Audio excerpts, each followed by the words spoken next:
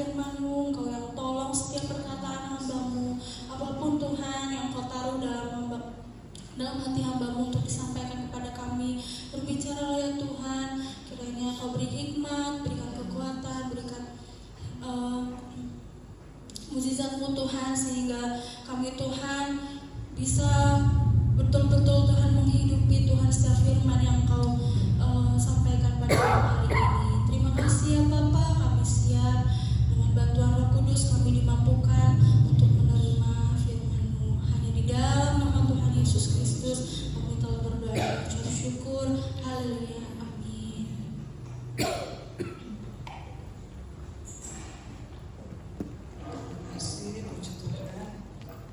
Shalom.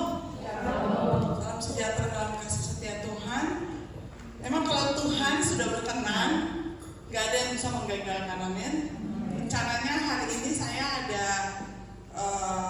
urusan di Jogja dan sudah beli tiket saudara-saudara.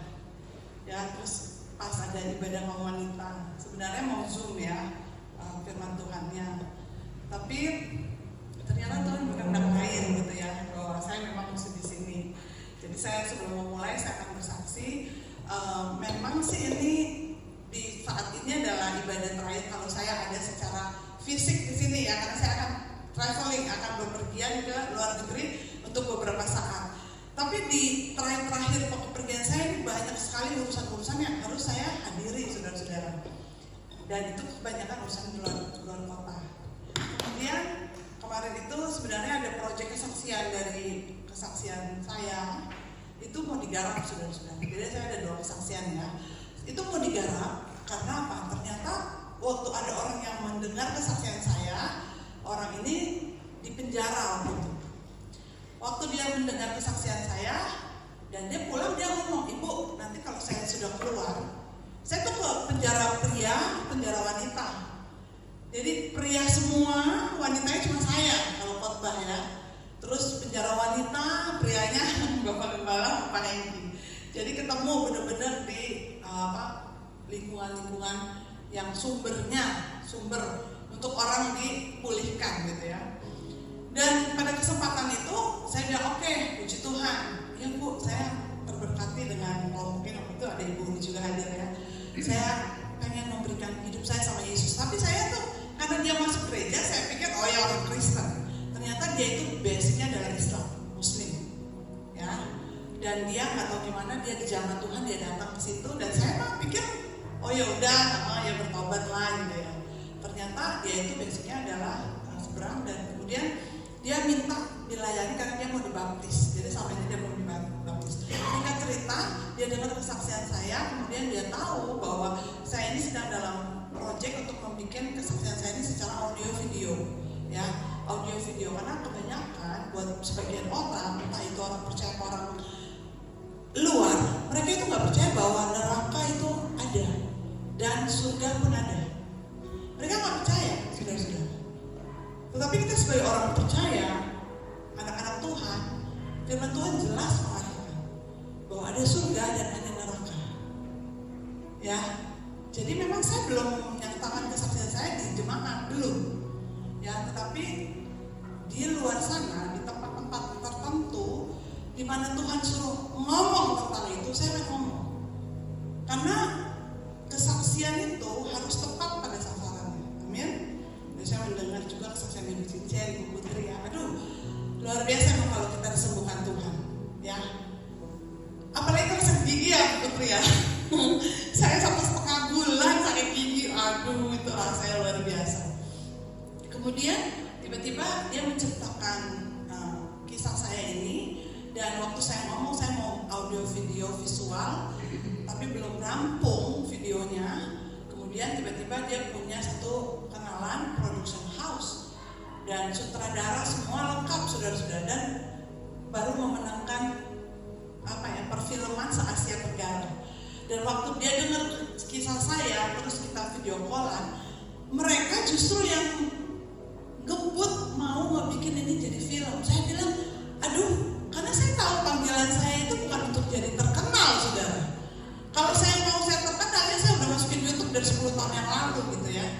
Bahkan di luar negeri pun pun sudah nunggu gitu, di gereja-gereja, di lapas-lapas sudah nunggu kesaksian hidup ini. Saya postpone, saya tunda karena apa nih ya Tuhan ya? Kok saya kayaknya belum siap ya Tuhan ya gitu. Kenapa? Karena pada saat kesaksian hidup itu nyata, saya mau kesaksian itu benar-benar memberkati orang. Bukan kesaksian bikin kontroversi saudara-saudara ya, karena panggilan kita sekali lagi untuk berkenan, bukan untuk terkenal aja gitu. Kalau dikenal dengan sesuatu yang baik gak apa-apa. Singkat cerita saudara-saudara, akhirnya mereka yang mendengar kesaksian itu mau difilmkan terus kemudian mau dibikin layar lebar.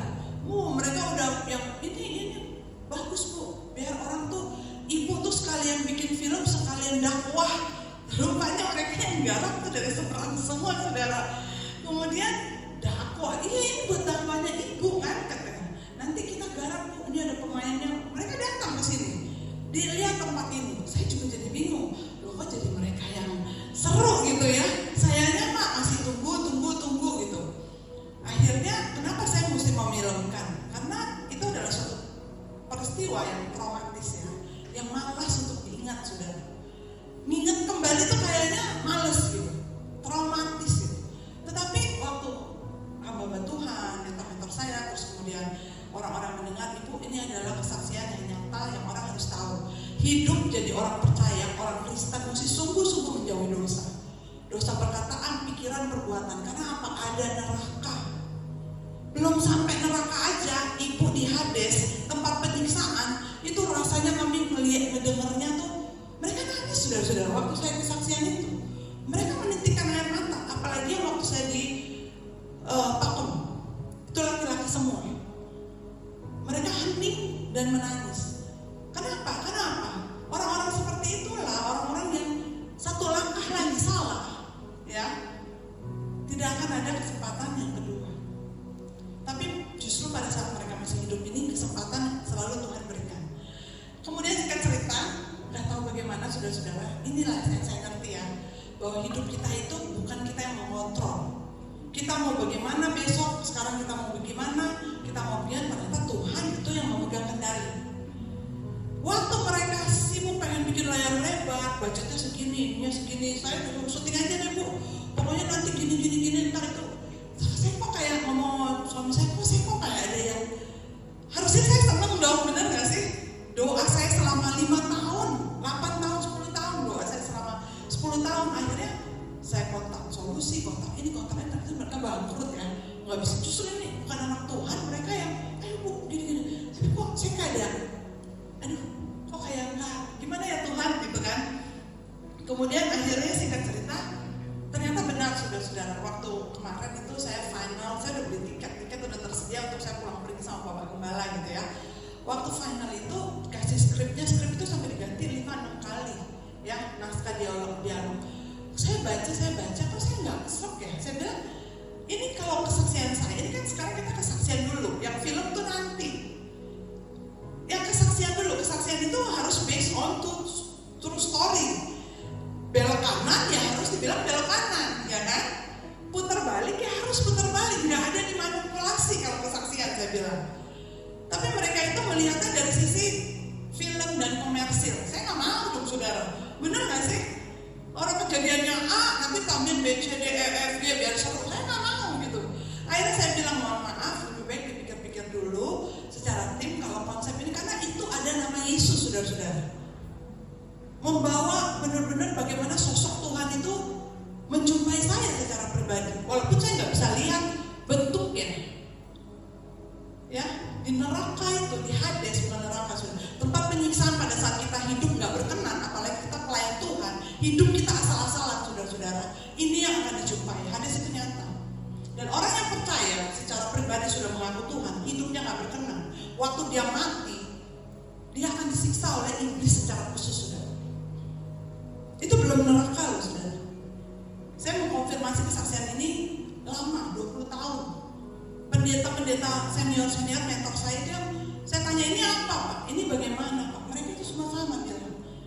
Kalau itu nggak ada di Alkitab, itu bukan. Kita patokannya sama Alkitab. Dan Alkitab menjelaskan hal itu secara gamblang saudara. Misi ini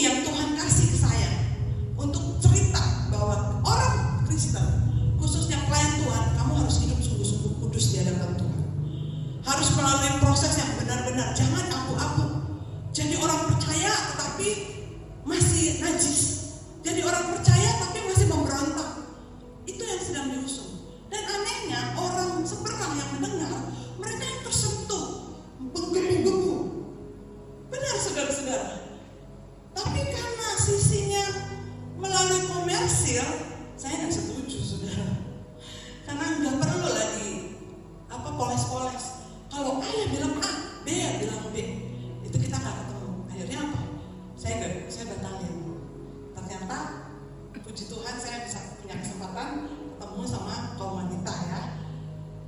Itulah saya baru tahu ternyata apapun rencana kita kalau Tuhan gak berkenan, ini gak ada damai sejahtera saudara. Amin. Manusia mau bikin kayak gimana, saya tuh belajar untuk taat sama Tuhan. Walaupun rugi udah beli tiket, nggak apa-apa. Yang penting saya jangan gak taat sama Tuhan. Karena proyek ini bukan proyek manusia, amin. Nanti ada waktunya saudara-saudara bisa dengar kesaksian saya. Dan tahu juga kenapa ya saya kok sebenarnya nggak mau kesaksian juga. Tapi karena waktu itu ada seorang hamba Tuhan, Ibu tolong kesaksian. Apa yang dialami. Dan ini adalah tempat untuk orang-orang itu benar-benar tahu bahwa Tuhan itu ada. Jadi singkat cerita, proyek itu dipospon sampai nanti saya datang karena belum ketemu ya. Karena ternyata setelah saya sadari buat mereka waktu mereka dengar kesaksian saya karena direkam saudara. Mereka itu saya bilang tentang saya buat penginjilan buat satu tim itu bahwa Isa Al-Masih, Yesus Kristus atau yang dikatakan orang Buddha sedang menunggu Buddha yang terakhir itu hanya satu sosoknya. Walaupun namanya diganti-ganti sesuai dengan periode mereka, tapi di seluruh dunia sedang menantikan satu, yaitu Yesus Kristus, Isa Al-Masih, atau dia bilang Buddha yang terakhir, apapun itu. Satu dunia, seluruh dunia sedang menantikan satu sosok itu. Oleh sebab itu saudara-saudara yang terkasih, kita sebagai anak-anak Tuhan, kita harus menyadari bagaimana kudusnya hidup kita. Amin. Bagaimana Tuhan mau kita hidup sesuai dengan perkenanan Tuhan. Gak perlu pakai yang lain-lain, tetapi itu yang Tuhan mau ajar untuk sampaikan. Saya menyampaikan kepada mereka bagaimana orang-orang yang gak percaya, yang percaya aja masih bisa kepleset. Apakah kamu gak ada kasih walaupun pelayanan penginjilan itu melelahkan saudara-saudara ya? Ada ibu ikut ya, tim saya juga Bapak Gembala beserta tim itu pelayanan benar-benar pelayanan kasih saudara. Ya, bukan kita yang dikasih, malah kita yang ngasih saudara-saudara. Pelayanan yang melihat jiwa-jiwa yang terbuang itu benar-benar kita mengasihi mereka tanpa unsur tadi kali-kali. Doakan terus pelayanan ini, amin. Penginjilan ini nanti ada waktunya akan jemaat kita pribadi akan mendengarkan ya, jemaat lokal kita akan mendengarkan kesaksian itu. Tangkap di dalam roh saudara-saudara. Dan kedua, kesaksian yang kedua adalah tadi pagi. Saya itu tadi pagi ya saudara-saudara, di hati saya dari bangun pagi, gak tahu sama, tiba-tiba saya bangun pagi, saya tuh mikirnya gini, apa karena saya sedih ya? Saya sampai bilang, panggilin pagi-pagi sekali kan kami udah bangun, panggilin Jo saya tidur di sini. Kok saya kayaknya ada kayak rasa gimana gitu ya? Dalam nama Yesus saya berdoa aja. Tapi benar akhirnya bangun tidur, Heavenly berangkat duluan sama Bapak Gembala karena harus berangkat terlambat. Jo saya bangunnya terlambat gitu ya. Jadi Jo saya sama saya. Tapi perasaan tuh kayak gak enak gitu loh saudara. Kenapa ya? Ada apa ya Tuhan ya? Kayak dia ngeganjel gitu di hati saya. Saya mau pergi nih macam-macam pikirannya. Ada alam nama Yesus. Biasa kalau orang mau pergi jauh kan sekarang suka nervous ya saudara-saudara ya. Sama Tuhan juga pendeta juga manusia loh. Masih ada aduh bentar perjalanan gini. Saya tuh paling capek kalau naik pesawat. Aduh udah ngebayang di pinggang ya kan. Puluhan jam di pesawat. Tapi udah saya jalan, kita berdoa sama Jos. Waktu saya jalan benar saudara-saudara, di depan kami tuh di depan situ belokan yang mau arah ke Pramuka ada bapak-bapak ketabrak saudara-saudara. Saya ngeliat gitu, bagaimana dia kesakitan gitu. Saya bilang, hati-hati ya Josnya, ini soalnya lalu lalang, rame banget kayak ini karena pagi ya. Sudah saya pulang gitu ya, terus Pak Gembala bilang, saya mau olahraga dulu ya gitu. Oh ya udah, saya pun nggak pernah tahu Pak Gembala tuh kalau mau olahraga kemana gitu. Yang penting sepedahan aja gitu ya, muter-muter. Saya udah ngomong dari kemarin, Pih kalau kamu olahraga, kamu ke gor aja. Jadi mau sepedanya ditaruh di mobil, nanti di gor. Itu kan memang tracknya ya, tempatnya. Nggak mungkin tiba-tiba ada mobil yang nyeng di dalam situ enggak. Saya udah ngomong nggak tahu Bapak Gembala tuh tracknya tuh kemana, daerah mana gitu. Terus tiba-tiba selesai saya sang teduh di kamar ya, tiba-tiba Bapak Gembala bilang, Mimi, keringetan gitu kan, meringis-meringis, apa ini? Minta duit katanya 20 gitu. Buat apa 20 gitu. Udah nggak ngomong apa-apa. itu buat angkat Bapak Gembala. Ternyata waktu bersepedahan Bapak Gembala mengalami kecelakaan. Gak tahu kenapa kok perasaan saya gak enak. Saya ngomong sama Jos saya, Jos hati-hati ya Jos, kita mesti berdoa nih, banyak kecelakaan nih gini. Tapi kayak ada yang ganjel gitu. Ternyata Bapak Gembala tuh sepedahan, terus di depan itu motor ngerem. Mungkin ngeremnya itu harusnya dua-duanya dipencet gitu ya, dua-duanya dipencet, tapi ternyata cuma satu. Jadi nggak pakem gitu. Padahal jaraknya jauh ya. Tapi kalau memang roh kecelakaan, roh pencederaan itu menyerang, nggak ada yang bisa luput, saudara-saudara. Tapi karena kasih setia Tuhan kita bisa luput. Amin. Tiba-tiba Bapak Gembala menabrak, daripada dia nabrak motor, lebih baik dia banting. Mana kali itu ya, tadi cerita sedikit. Masuklah ke got di gerilya, ternyata gotnya itu dalam 1,5 meter. Untung nggak ada air. Kalau ada air udah terus kecebur dong berarti. Saya tuh masih nggak tahu waktu itu, biasa lah kalau perempuan kan lihat dia, makanya hati-hati gitu. Boleh diem aja. Dia nggak berani gini kali ya, masih kelihatan sok kuat gitu. Terus saya bilang hati-hati, karena beberapa orang teman saya itu meninggal ketabrak temannya. Itu di trace perumahan loh, ditabrak mati gitu. Di sini tuh bukan lingkungan yang sehat, lingkungan yang aman untuk hal-hal seperti itu. Jadi pergunakanlah sesuai dengan aturannya gitu. Kalau memang harus di trekking sepeda, pakai di trekking sepeda gitu ya. Atau memang sudah profesional, nggak apa-apa, bersama dengan tim ya, rombongan pasti kan ada yang jaga, orang juga aware rame-rame. Tapi kalau sendirian itu bahaya, saudara-saudara. Nah, akhirnya singkat cerita Bapak Gembala baru dia setelah selesai, mungkin saya agak merendah gitu ya, baru ngomong ini sakit. Saya bilang untung kamu masih bisa, Tuhan kasih hidup. Kita mau pergi kan, banyak planning, banyak acara, saya mau ke sana, kalau sampai sakit gimana gitu kan. Nah itulah yang kemurahan Tuhan buat kita semua, bahwa segala sesuatunya itu ada di dalam kontrolnya Tuhan. Amin. Terus doakan dan mulailah kita berhikmat, Bapak Ibu, kaum wanita berhikmat. Apapun kita udah benar, ada aja nanti orang yang nggak benar. Tetapi saya mengambil satu kesimpulan, saudara-saudara, kita hidup orang percaya, bukan segala sesuatunya tuh mulus gitu. Ya bukan segala sesuatunya tuh nggak ada apa-apa gitu, kamu nanti aman gitu, enggak. Tapi waktu kita di dalam kesulitan, sikap kita bagaimana itu yang penting ternyata. Tuhan tuh ngomong, Tuhan bicara sama saya. Apa yang kamu mau ucap syukur nggak?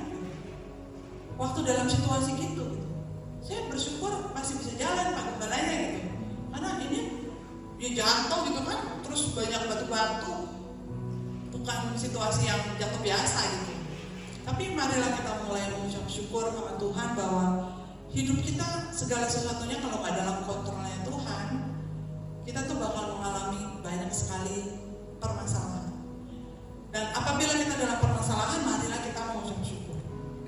Mungkin ada sedikit penyakit ya, cincin ya, putri, siapa kita gitu, semua. Ada permasalahan dalam hidup, masalah finansial, masalah keluarga, apapun itu. Tapi marilah mengucap syukur sama Tuhan. Dan saya nggak panjang-panjang, saudara-saudara ya. Saya kesaksian aja hari ini karena rencananya saya mau ada games sama Ibu Putri ya. Jadi marilah di momen ini kaum wanita saya mengajak, walaupun nanti mungkin saya akan online ya, nanti ada Bapak Gembala firman Tuhan ada, mari tetap kuat di dalam Tuhan, tetap dukung ibadah kaum wanita. Karena apa, saudara-saudara? Ibadah kaum wanita ini bukan buat gereja, sekali lagi bukan buat jadwal gereja, tapi ibadah kaum wanita ini adalah ibadah yang merekatkan. Jadi gini loh, kayak kita tuh kayak ibadah kaum wanita ini seperti alarm, saudara-saudara. Waktu kita lagi tidur, alarm bunyi krik krik krik krik, kita dibangunin. Waktu kita lagi belum nggak sadar, ada alarm itu membangunkan kita. Amin. Jadi memang ini adalah bukan membangunkan mata roh jasmani kita, tapi membangunkan roh kita. Ya, mungkin ada yang sebagian ini sudah nyaman, comfort zone, di rumah aja gitu ya. Sekarang mulai rohnya dibangun untuk apa? Untuk kita menguatkan roh kita. Seperti pisau itu harus diasah, saudara-saudara. Amin. Jadi bukan karena satu dan lain hal. Saya sempat ngomong kemarin ya waktu bersama dengan beberapa wadah. Saya bilang, kalau saya, sekali lagi saya tekankan, kalau saya nggak ada ibadah lebih enak. Benar nggak saudara? Benar nggak sih? Ini sekarang tanya nih sama koordinator, mungkin satu-satu nanti harus dapat rotationnya ya, jadi koordinator. Benar nih Mbak Yelis? Karena apa? Persiapan ibadah itu dari A sampai Z itu harus perfect. Benar saudara? Mau nggak saudara? Tiba-tiba datang ke sini, ini belum mulai, itu belum mulai, semua harus perfect. Banyak persiapannya. Apalagi kalau hari Minggu, ibadah wadah nih. Pengurus, siapin ini, siapin itu. Jemaat itu tinggal menikmati duduk, benar ya? Saya tuh pengurus, gembala, harus mempersiapkan dari A sampai Z. Orang pelayannya dari A sampai Z. Kalau seandainya ibadah nggak ada, kira-kira saya gimana saudara?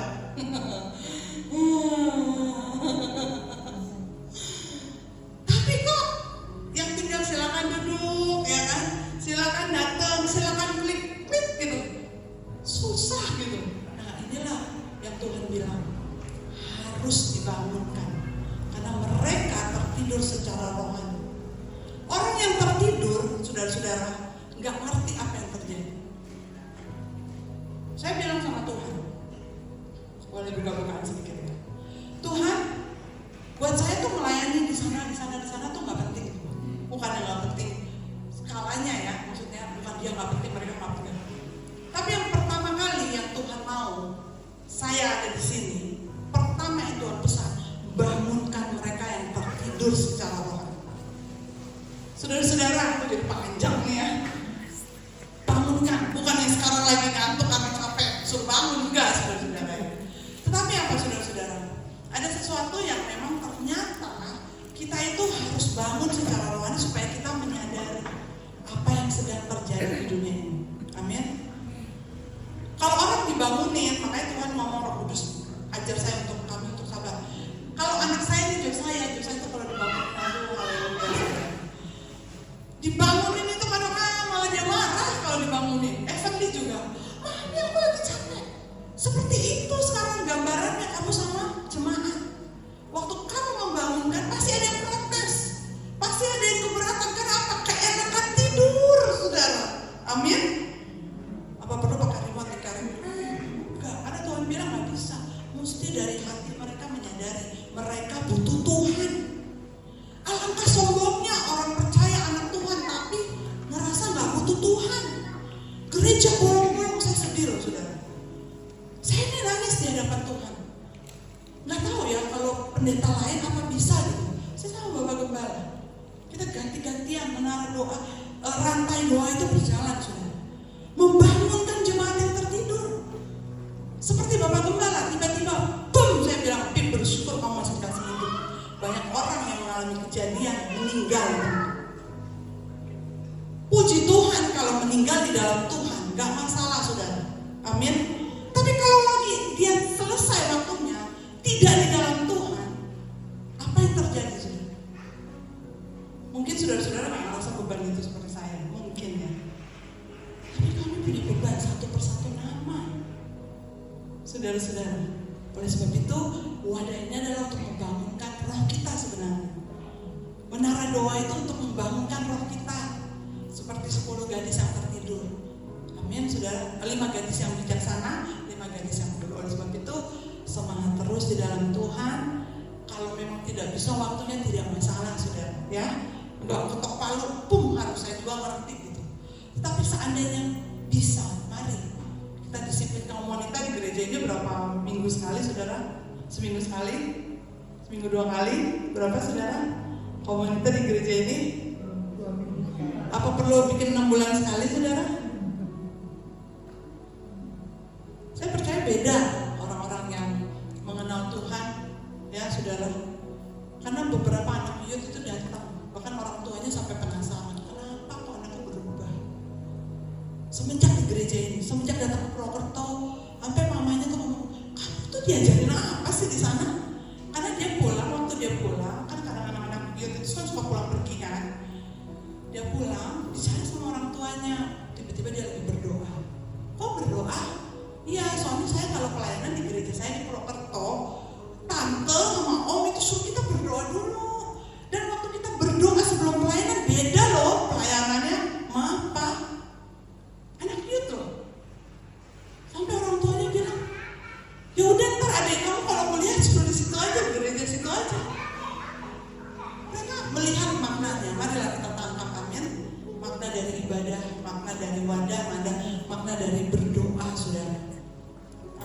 puji Tuhan, dalam kesempatan ini mungkin nanti kita akan berjauhan, akan Zoom, tapi program-program gereja itu akan terus berjalan. Disupport ya saudara-saudara ya, disupport. Mungkin saudara-saudara ada urusan, banyak hal gitu, nanti bisa dimodify, karena ibadah kaum wanita bukan seperti ini aja, nanti bisa sharing, bisa berdoa ya, bukan hanya monoton istilahnya, oh udah tahu dari sini ke sini, enggak ya, nanti bisa kita diskusi, bisa, tapi marilah kita bangun roh kita. Amin, puji Tuhan. Bilang kanan kiri, ayo bangunkan rohmu ya, jadi andalkan Tuhan. Dan saya rasa cukup sekian. Ibu Putri, kita ada 15 menit untuk games, bisa? Bisa? Masih oke nih mau games? Apa? Gimana? Oke, kayaknya sudah intannya ya.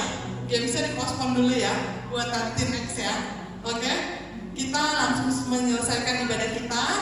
Dan terima kasih buat dukungannya, terima kasih buat doa-doanya, saudara-saudara ya. Seperti yang sudah saya jelaskan, Bapak Gembala boleh maju. Bapak Gembala, kita akan berdoa menutup. Berarti belum persembahan ya tadi ya.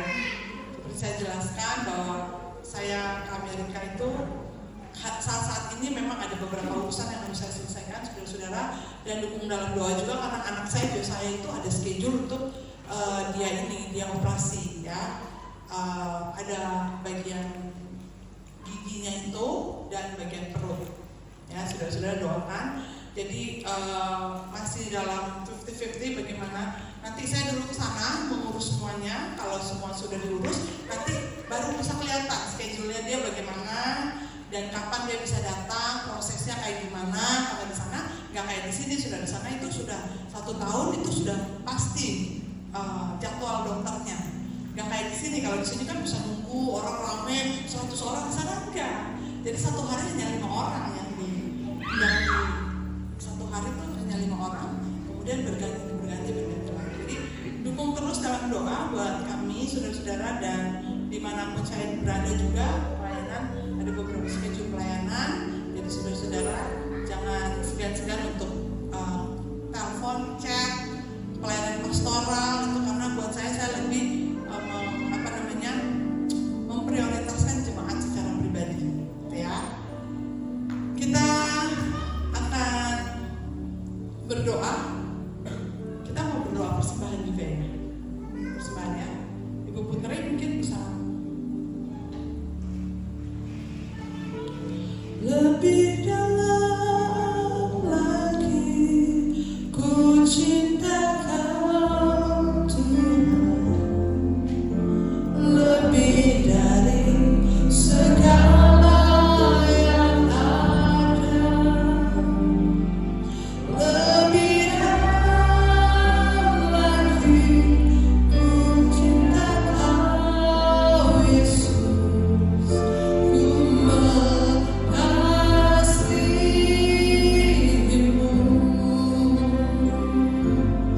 lebih dalam